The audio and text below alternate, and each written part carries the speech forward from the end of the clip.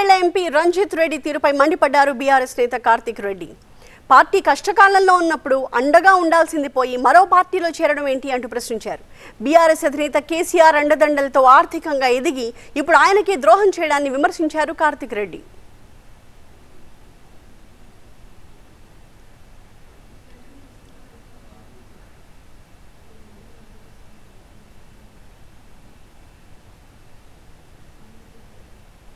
ఎవరైతే మీకు సమాజంలో మీకు అంతో ఇంతో ఒక గుర్తింపు కలిగించినారో ఆ వ్యక్తి కష్టాల్లో ఉన్నప్పుడు మీరు ఎలా వదిలిపోతారు, ఎలా మీకు మనసు వచ్చిందని అడుగుతున్నాను.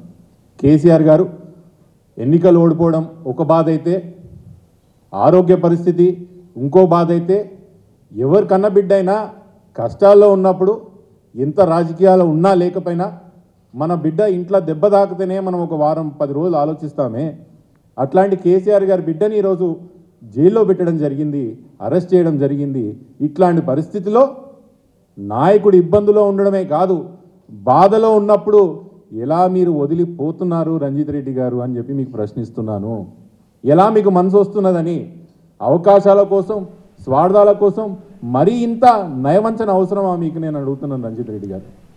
మీకైతే అస్తిత్వం కల్పించిన నాయకుడు కదా కేసీఆర్.